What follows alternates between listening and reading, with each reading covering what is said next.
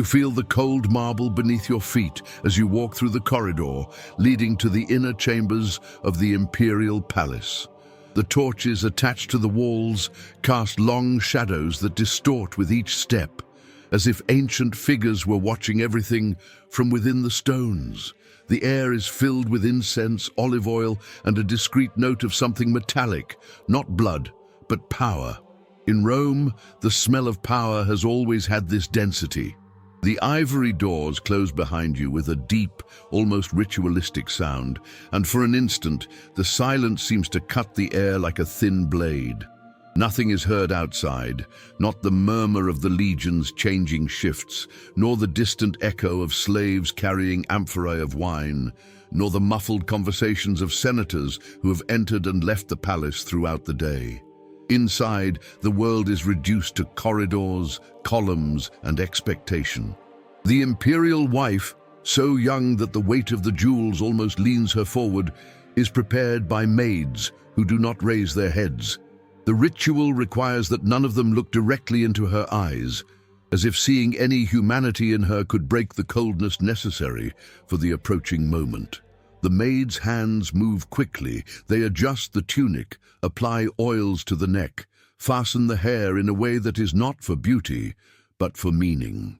You realize that each gesture is rehearsed. There is no affection, only precision.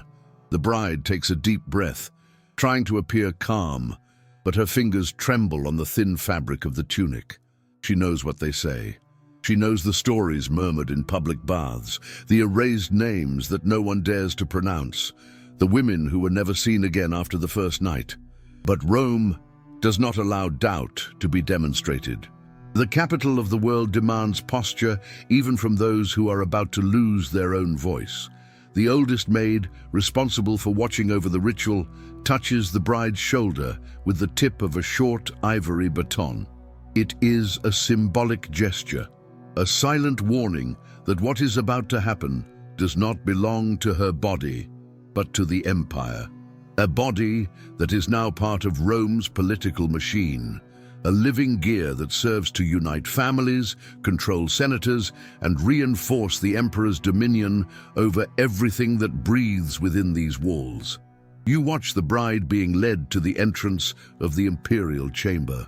The door is tall, with carvings of Jupiter and Venus intertwined in positions of dominance and offering, a reminder that even the gods participate in this ritual. The bride stops before the door. The maids remain a few steps behind. The guards say nothing. No one says anything. It is in this silence that you understand what the chroniclers never wrote. The first night of the emperor's wives was not about love, nor about intimacy. It was about possession, about showing the world that Rome did not share power, it only took it. And then, when the door opens slowly, illuminated by a flame that seems to breathe on its own, you realize that everything that is about to happen does not belong to any record. It does not exist in parchments. It does not appear in the accounts of Suetonius, Pliny, or Tacitus, because some truths of Rome were never written, only lived, and then erased. The ivory door closes behind the bride, and the corridor fills again with a silence that does not seem human, but architected. The cold walls, the perfect columns, the statues of gods who watch everything without blinking, everything there exists to remind you that Rome is not a place, it is a mechanism, and every mechanism needs parts that fit, even if it costs the soul of whoever is fitted into it. You continue walking through that labyrinth of polished marble, and you realize that the ritual of the first night is not born from the desire of a man, but from the need of a controlling empire. Rome has always worked like this. Under the illusion of greatness, it hid gears made of fear, manipulative alliances, and political games as silent as they were inevitable. The truth is that these marriages were not unions. They were living treaties. Senatorial families offered daughters not for honor, but for survival. The emperor accepted not for love, but for convenience. And the first night served to seal this irrevocably. It was not just an entrance to the imperial bed. It was an entrance to total control. The older matrons knew this ritual all too well. They oversaw everything, from the position of the tunic to the cutting of the bride's nails, because every detail represented a gesture of political submission. The eunuchs, silent, impenetrable, had the function of observing whether the wife exhibited any trace of resistance. Because resistance, in imperial Rome, was interpreted as treason even before it was an emotion. You pause near an internal balcony, observing the dark sky that rests above the imperial domus. There are few stars visible, as if even the firmament feared being a witness. Rome, after all, has always preferred to be seen as invincible, and invincibility is not built in the light, but in the shadow.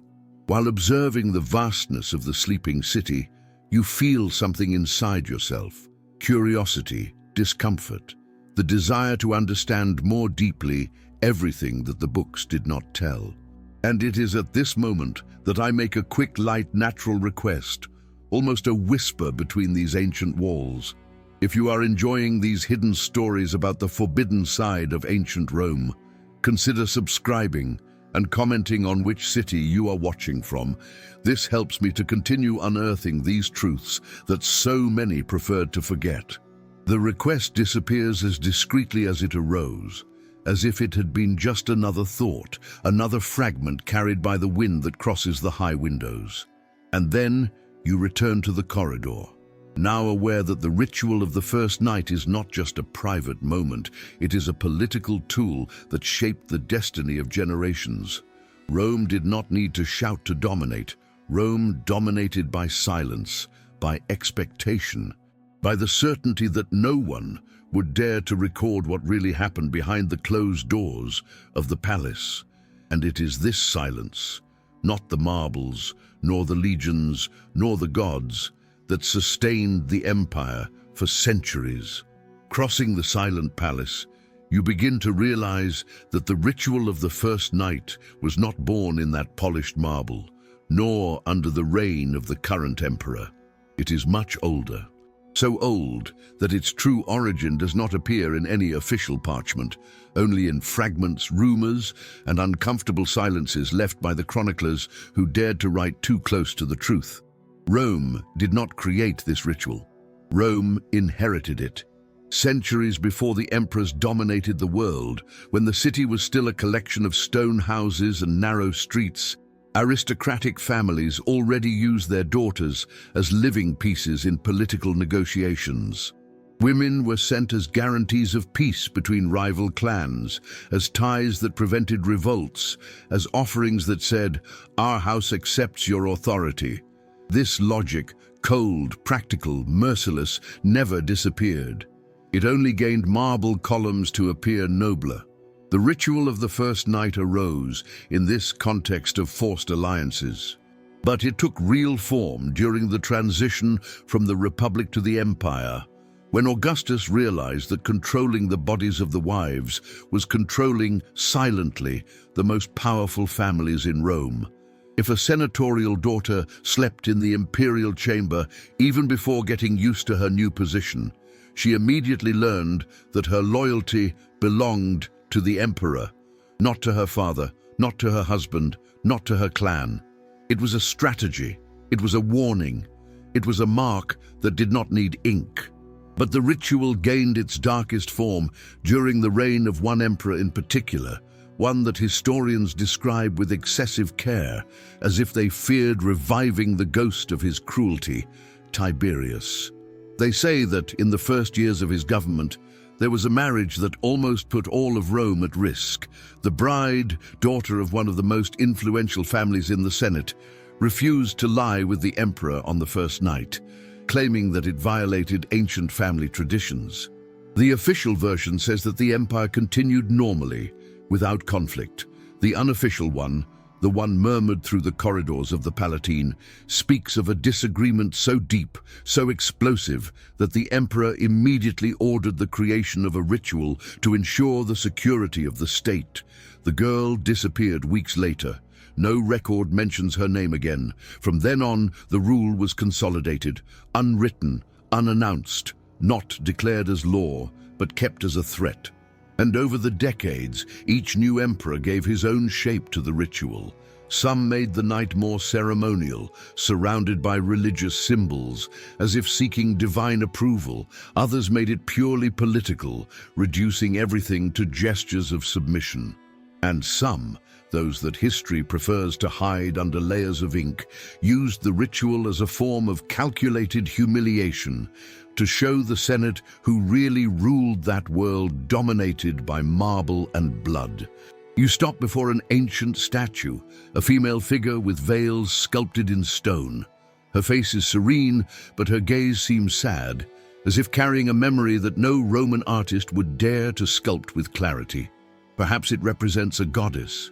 Perhaps it represents some wife whose story never made it to paper, but whoever she is, she has witnessed centuries of this same ritual, repeated, perfected, masked, and never, ever recorded openly.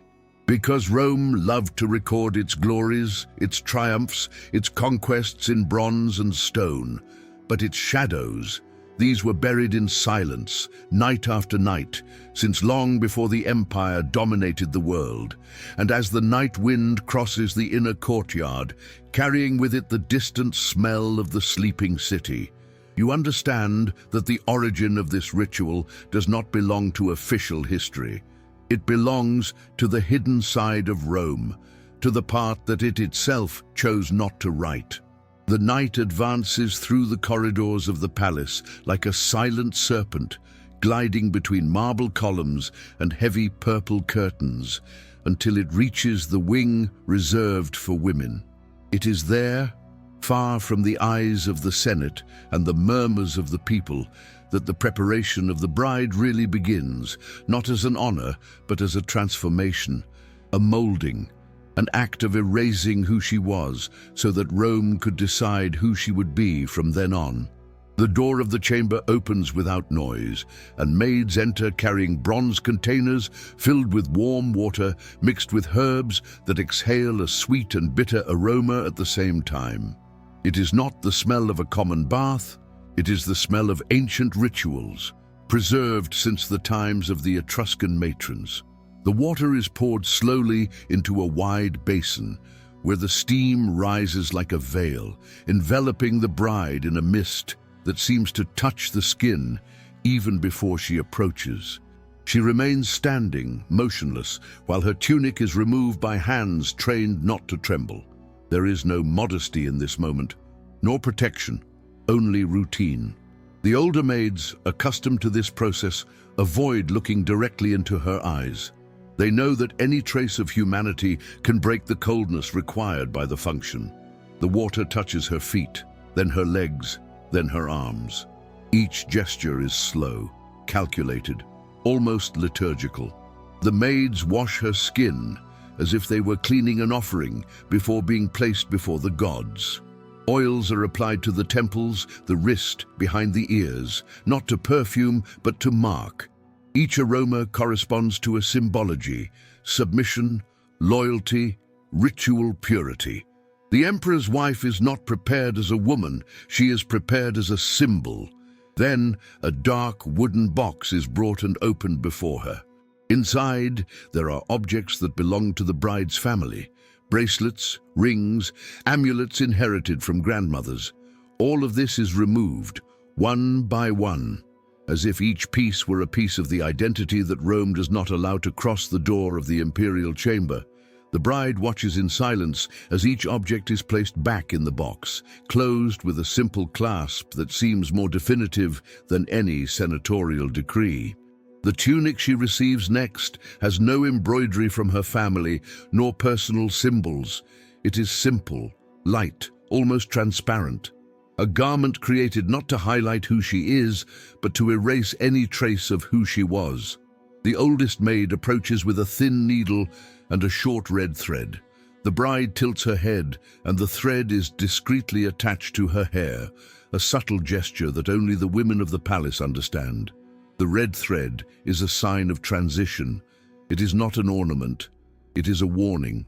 Meanwhile, two other maids position the bride before a polished bronze mirror. The reflected image is distorted, as if the metal refused to show the truth. The contours become blurred, the face looks paler, the eyes emptier. It is a perfect metaphor. Rome never lets anyone see themselves completely. The last step is the silent inspection. The matron responsible for the ritual walks around the bride, observing her posture, the way she supports the weight of her body, the firmness of her hands, the absence of tremors. There are no questions. There are no words, only the sharp gaze of someone who knows that any detail that is not properly adjusted can be interpreted as disrespect by the invisible eyes of the palace. When the inspection ends, the matron makes a slight nod. The maids retreat. The bride remains alone for a few seconds, surrounded only by the distant echo of the palace, as if all of Rome were holding its breath, waiting for the next movement. And, in that still silence, you understand that the preparation is not just physical, it is psychological, it is symbolic, it is the final act of tearing from the bride any trace of autonomy before she crosses the door that will transform her into a living part of the imperial machine. The corridor that leads to the imperial chamber seems longer than any other inside the palace. No matter how many times someone walks it, it always seems to stretch out, as if the marble itself were pushing the bride forward, without giving her the opportunity to hesitate or turn back. The light from the torches is weaker there, casting shadows that move slowly, almost ritualistically, accompanying her every step like silent witnesses. The doors that remain behind close automatically, pushed by maids trained to move without noise. Each door that closes sounds less like protection and more like a sentence. The bride takes a deep breath, and the air enters heavy, loaded with incense and a tension that seems to have been accumulated for centuries within those walls. She walks with short steps, led by two maids in front and followed by guards behind, guards who do not touch her, but surround her as if they were part of the architecture, like living columns that delimit a path without choices. None of them look directly at the bride. It is part of the ritual. The first night belongs to Rome, and Rome does not allow human distractions when it is about to consolidate its dominion. As she advances, the bride passes mosaics that portray gods watching mortals, Jupiter wielding the lightning bolt, Mars with his sword raised, Venus holding an apple that seems to shine under the dim light. It is impossible not to feel that they all, in some way, witness that moment as if the gods silently approved of what is about to happen. The message is clear. This does not occur only under the gaze of the emperor. It occurs under the gaze of all of Rome, human or divine. The cold floor makes the steps echo rhythmically. With each new sound, the bride tries to maintain an erect posture, a serene face, a controlled breath. The maids in front carry small torches, and their light reveals inscriptions engraved in the marble, short phrases in Latin, almost erased by time. She cannot decipher them, but she knows enough to understand that they are reminders of duty, purity, discipline, and of the immutable order that governs the palace. At a certain point in the corridor, a figure appears ahead, the imperial preceptor, a man of impenetrable expression in charge of supervising rituals and ensuring that traditions are fulfilled with absolute precision. He blocks the corridor for a few seconds, evaluating the bride's posture from top to bottom. He does not say a word. He does not make a gesture. But somehow his presence weighs more than that of all the guards combined. He observes, tilts his head in a tiny way, almost imperceptible, and takes a step to the side, opening the way. That small gesture seals something important. The bride is approved to continue. She will cross the last door, and that means that nothing can save her from this night. The maids resume their path. The light from the torches dances on the walls, creating golden reflections on the marble slabs that line the corridor. The air seems warmer now, as if the proximity of the imperial chamber altered even the temperature that surrounds her body.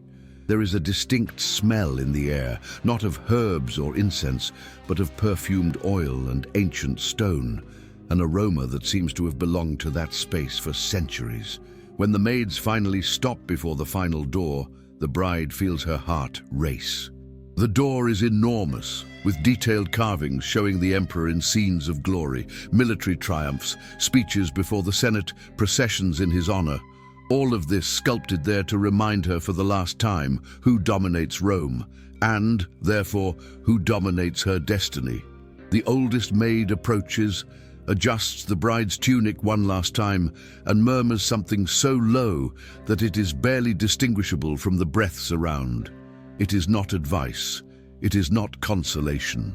It is just a ritualistic reminder recited for generations. From here, you do not walk as the daughter of your family, you walk as an offering of the empire. The door begins to open slowly, creaking with a deep, dense sound that vibrates on the walls like an announcement. The light that escapes through it is low, golden, almost ethereal. The bride takes a step forward. The maids retreat. The guards remain motionless. And you, observing this crossing, understand with clarity that there is no return. The palace does not allow it. Rome does not allow it. And the ritual of the first night is about to begin. The door finishes opening, revealing a chamber illuminated only by low lamps, which cast golden reflections on the polished marble. The entire room seems to breathe, as if it were a living organism, pulsing to the rhythm of a tradition that has spanned dozens of emperors. The air is warmer, denser, and carries the scent of rare oils that are only used in rituals reserved for the imperial family. There is no music, there are no priests, there is no court watching. The ritual of the first night is not a spectacle, it is seclusion. It is silent politics. It is absolute dominion. The bride takes her first steps into the chamber, and the sound of her feet on the marble creates a soft, almost intimate echo, as if the room recognizes each person who has crossed that threshold over the centuries. And it is there, within that controlled penumbra, that the invisible elements of the ritual begin to manifest. The first ritual is called the silent oath. But before any gesture is made, the bride must position herself before the statue of Venus that dominates the corner of the chamber. The goddess is not there as a symbol of love, she is there as a witness. Rome believed that Venus guaranteed the continuity of lineages, and therefore the presence of the goddess marked that this night did not belong to chance, but to the destiny of the empire. The bride touches the base of the statue with her fingertips. It is a simple gesture, but loaded with meaning. It is the moment when she recognizes that her life, her body, and her lineage now serve the emperor. No word is said. The oath is made in silence, because what is not spoken cannot be questioned by the records. The oldest servant, who remains at the door as a witness, observes each movement with attentive eyes. She does not judge. She is not moved. She only confirms that the rite is being fulfilled according to tradition. If the bride hesitated in this gesture, the night would take a much worse turn. The second ritual is called public submission. Although the ritual takes place behind closed doors, there is a moment when submission needs to be recognized, not by the people, nor by the Senate, but by the emperor's intimate court.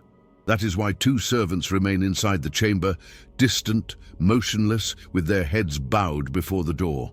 They watch only enough to confirm that the bride entered voluntarily. Their presence fulfills the function that Rome values above all, testimony. It is not moral testimony, it is political testimony. When a servant witnesses the beginning of the ritual, she takes the message to the interior of the palace. The wife has fulfilled her part. Her family has fulfilled their part. The alliances have been sealed without rupture, and any contrary rumor can be suffocated with the authority of someone who saw. The bride knows this. She knows she is being watched. She knows that any gesture interpreted as resistance will not be forgotten. The third ritual is the private affirmation.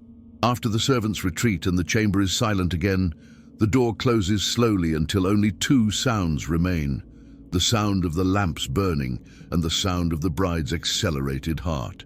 It is there, in that private space, that the most crucial part of the ritual takes place, the one that does not involve witnesses, but whose impact crosses all Roman politics. The emperor approaches with slow steps. He does not need to speak. He does not need to impose his presence with force. The simple fact of being there, in the center of the chamber, with the weight of the title of Caesar on his shoulders, is enough to mark the bride and the destiny of her family. The dark truth is that this private affirmation is not about intimacy. It is about hierarchy. It is the final way of establishing that this woman, and everything she represents, now belongs to the empire. The night is not hers. It never was. And that is why none of this moment appears in the records of Suetonius or Tacitus. Not because it did not exist, but because it could not exist in words. Words would weaken the empire. Silence strengthened it. Rome learned early that its shadows needed to remain invisible. The golden light of the lamps trembles. The tension in the room seems to breathe.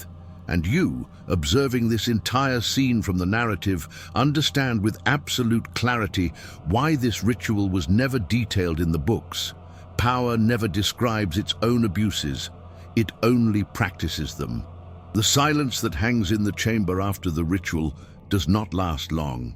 When the door opens again and the servants enter to lead the bride, her destiny, and the destiny of her family, is already sealed forever. The first night does not end when the lamp goes out. It ends when Rome decides what to do with that woman from that moment on. And it is only at that moment that you begin to see, with disturbing clarity, the possible paths that await an emperor's wife. Paths that the chroniclers did not dare to record, not out of ignorance, but out of fear. The first destiny is to become the main wife, which is the rarest destiny. The woman who receives this destiny is usually the one whose family has enough influence to balance the power of the Senate, and even so, is exceptional. Becoming the main wife means that she won, on that first night, the silent blessing of the emperor. It means that she was not seen as a threat. It means that her ritualistic behavior left no room for doubt. If this happens, she wakes up the next morning in an ornate suite, receives specific robes, and is accompanied by more experienced servants. She has access to the inner garden, can circulate in some wings of the palace, and her family is invited to official banquets. But make no mistake, even in the highest of destinies, she is not free. She is observed, tested, watched, because being the main wife does not protect her, it only places her in a higher position within the same cage. The second destiny is to become a political piece of the palace. This is the most common destiny, and the most calculated. The bride is neither graced with the title of main wife, nor is she rejected. She becomes a movable piece within the imperial chessboard. Her function is clear: consolidate alliances, represent stability, reinforce the emperor's image before senatorial families that demand recognition. She's kept in internal wings, has a presence at official events, and can be called or ignored according to the politics of the day. Her value is not in the personal relationship with the emperor, but in what she symbolizes for the social order. This destiny is comfortable in appearance, but devastating in essence, because she never knows when she will be displaced, rearranged, repositioned, like a valuable but replaceable item. The third destiny is to sink into the obscurity of the palace. Some brides do not please. They do not say the right phrase. They do not hold the right gaze. They do not demonstrate the posture that Rome demands. They are not punished. They are not expelled. They are not publicly humiliated. They are simply filed away. They wake up the next morning in a distant wing, surrounded by indifferent servants. They cease to be seen at banquets. Their families do not receive messages. They live inside the palace, but outside of history. They become shadows walking between columns, women who exist only to maintain the illusion that the empire is stable, but who will never again participate in decisions, nor will they be remembered by the chroniclers. This destiny is the most silently cruel. Dying does not hurt as much as disappearing while alive. The fourth destiny is silent exile, which is the destiny that no one records. Some leave the imperial chamber with a calm expression, but their eyes betray what will happen. These are the ones whose families have made mistakes, whose positions are inconvenient, whose names bring risks. For these, Rome does not need ceremony. They are led in the morning to a side gate of the palace, accompanied by 2 eunuchs and a praetorian who does not ask questions. They take with them only the clothes they wear and a sealed scroll of parchment that they will never be able to open. The final destination, no one knows for sure. Some are sent to distant villas in Campania, others to forgotten properties in Lazio. Others disappear on ships that depart from Ostia and never return. Official records say they fell ill, or that they chose religious life, or that they returned to their families. But the walls of the palace and the oldest servants know the truth. Among them, there is an old expression, repeated in whispers for generations. She was sent to where Rome has no echo. It is the most feared destiny, not because it kills, but because it erases. And as you observe these 4 paths opening before you like different corridors within the same labyrinth, a truth imposes itself with relentless force. It does not matter what the bride's destiny is. None of them returns to her the right to be just a woman.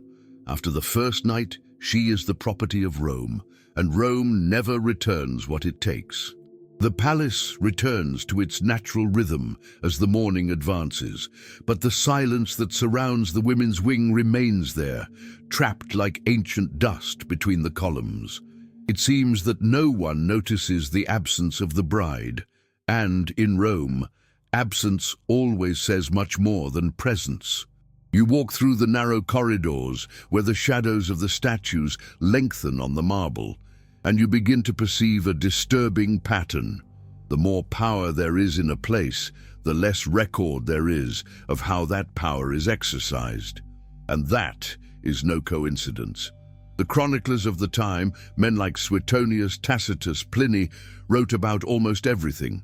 Betrayals, scandals, murders, excesses, private conversations, imperial delusions. They narrated what they saw, what they heard, and what they were paid to record.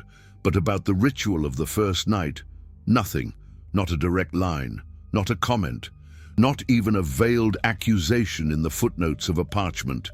Why so much silence? The answer lies in the very nature of Roman power. What happened inside the imperial chamber could not be narrated, not because it was secret, but because it was too dangerous to turn into words. The official historians were chosen for political proximity. They knew what to write, and above all, what not to write. The emperor allowed accounts of banquets, orgies, palace intrigues, as long as such accounts never threatened the sacred structure that supported the throne. And the ritual of the first night touched exactly on that fragile point, the absolute dominion of the emperor over the most powerful families of Rome. To record this would be to confess publicly that alliances were not voluntary, marriages were not agreements, the bodies of women were political instruments, and that imperial authority crossed private life with the same brutality with which it crossed nations. Rome could not admit this, the Senate could not admit this, official history could not admit this. Thus, the ritual came to exist only in the spaces between words, in the long silences of the chroniclers, in the crossed-out passages of manuscripts that survived mutilated, in the mosaics where female figures appear without a face, because by erasing the face, the identity was also erased. The most revealing, however, is not in the texts that are missing, but in the vestiges that remained. Archaeologists have found discrete symbols on the walls of imperial villas, short inscriptions in the underground of the Domus, erased graffiti on the walls of Pompeii and Herculaneum.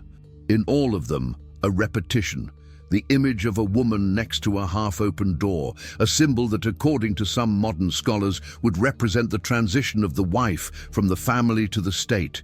This is how forgotten truths survive, not in the parchments, but in the erased scribbles, in the buried metaphors, in the echoes left by hands that could never openly tell what they saw. And walking through these corridors, where history mixes with absences, you understand that Rome recorded everything that did not threaten its image. The rest, it silenced. Because deep down, Rome was not built only by marble, blood, and glory. It was also built by everything it chose not to write. The chamber is empty when the bride is finally taken from it, but the air still seems charged with something that does not belong to the present. As if the walls had absorbed everything that happened there, the fear, the rite, the submission, and now only returned it in invisible echoes. The servants come to get her without any expression, as if they were part of the marble itself, and lead her back through the silent corridors. But it is within her that the true ritual continues. No woman leaves the first night the same as she entered, and Rome counts on that. The way back seems even longer. The shadows seem more elongated, the sounds more muffled, the breathing shorter. There is no welcome, there is no embrace, there is no word that alleviates. The bride continues as if she were walking inside herself, crossing memories that have not even had time to form. Everything happened too fast to be understood, and too slowly to be forgotten. When she finally arrives at the women's wing, she finds no relief. She finds silence. The other wives and concubines of the palace observe her with looks that mix pity, respect, and a silent sadness that is never verbalized. They do not ask anything, they do not comment on anything, they do not touch her, but they all know that within that newly arrived woman there is now an invisible crack, a cut that does not bleed but never heals. The psychology of the first night is the true weapon of the empire. It is not physical violence that Rome uses to dominate. It is what happens after. It is the perception that she no longer has a place in the world she knew. She is no longer a daughter. She is no longer a promise of marriage. She is no longer an individual with her own history. She is Rome now. And Rome is a prison that no one dares to call a prison. The women who have already gone through the ritual understand this all too well. In their eyes, the bride sees something she has not seen before, a bitter acceptance cultivated by years of life within the walls of the Palatine. Some have given up questioning, others have learned to survive, others only to exist, and all in some way carry within themselves a silent death, the death of their own will. The servants help the bride to sit in a simple chair, and there she remains for long minutes, motionless, trying to understand who she is now. What is left? The mind tries to cling to memories, the smell of her childhood home, the sound of her mother's voice, the glow of the sun over the Tiber on summer afternoons. But all this seems distant, unreal, as if it belonged to another life, perhaps to another person. This is how Rome wins. Not with blades, not with punishments, but with the psychological weight of a tradition that transforms the first night into a divider of souls. As she watches the other women move slowly through the room, the bride realizes that they all carry the same silence, a silence that is not empty, but too full. Full of renunciations, of suffocated desires, of silenced fears, of stories that will never be told. And it is in this shared silence that the bride finally understands what the chroniclers never wrote. The true power of Rome was not in the armies, nor in the temples, nor in the laws. It was in the ability to break a person from the inside, without anyone noticing from the outside. The first night does not end when the doors of the chamber close. It ends when the woman learns not to breathe too deeply, not to question too much, not to remember too much. Because in Rome, even memory must obey. The morning rises over Rome like a blade of light, slowly cutting through the mist that rests between roofs, columns, and internal courtyards. The palace awakens little by little. Slaves lighting clay stoves, guards changing shifts, eunuchs walking hurried through the corridors, messengers crossing porticos with wax tablets in their hands. Everything seems the same as any other day, but inside the women's wing, something remains suspended, motionless, as if time there refused to move forward. You observe the bride sitting near a narrow window where a beam of light touches only part of her face. The rest remains in the shadow, as if the dawn itself understood that what happened that night should not be illuminated. She breathes slowly, measuring each movement, as if she were afraid that her own breath could break some invisible rule of the palace. And as you observe, you perceive what history has chosen never to write. Rome did not dominate only territories. Rome dominated consciences. The great wars, the conquests, the triumphs, the legions, all this is recorded, celebrated, repeated. But what happened on the silent nights inside the Palatine was more powerful than any sword wielded on the battlefield. Because there, in the heart of the capital of the world, Rome molded people like someone who molds statues, removing parts, polishing others, erasing traits, replacing entire identities with convenient symbols. The first night was not an isolated event. It was the starting point of a whole life under the weight of a tradition that never assumed itself as tradition, but that everyone obeyed as if it were law. And this silent obedience has spanned centuries. Each wife who passed through the imperial chamber left behind a piece of herself, an abandoned memory, an erased dream, a swallowed truth. And together, they formed a collective shadow that never gained a voice, but that was always there, walking through the marble corridors, sighing between heavy curtains, waiting to be heard by someone who had the courage to ask. You close your eyes and almost can hear a faint, light sound, like the rustling of fabric against stone. An echo that does not come from present steps, but from ancient steps, steps of women who lived, suffered, disappeared between columns erected to celebrate only men.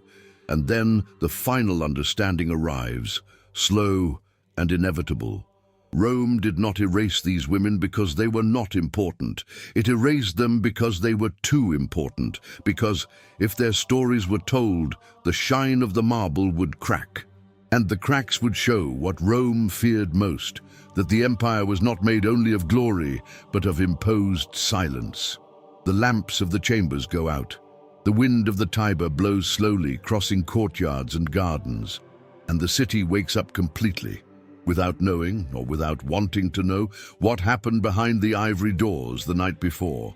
But the marble knows, the shadows know, history, even mutilated, knows.